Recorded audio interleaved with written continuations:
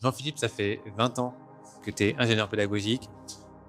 Comment on fait à partir d'un document de 100 pages, de contenu très technique, pour le transformer en quelque chose de fun, une expérience? Alors déjà, il faut prendre le temps de découvrir et de se mettre à la place d'un béotien qui connaît absolument rien au sujet. Donc on part de zéro, on prend son temps pour lire, pour comprendre, pour faire des recherches. Après, je ralentis, je me pose et j'essaie de faire un travail d'empathie. C'est-à-dire que je me mets dans les yeux de celui qui sera devant son écran, et de qui il est, ce qu'il a à faire, d'où il vient, est-ce qu'il sera en situation contrainte, est-ce qu'il sera stressé, est-ce qu'il sera pressé.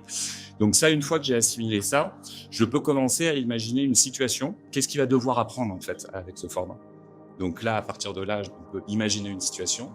Et quand on a tout ça, on peut, parce que le but, c'est pas juste de raconter une histoire pour raconter une histoire, hein, dans ce genre d'exercice. C'est juste de faire vivre une expérience à l'utilisateur et de l'embarquer et de le mettre en mouvement.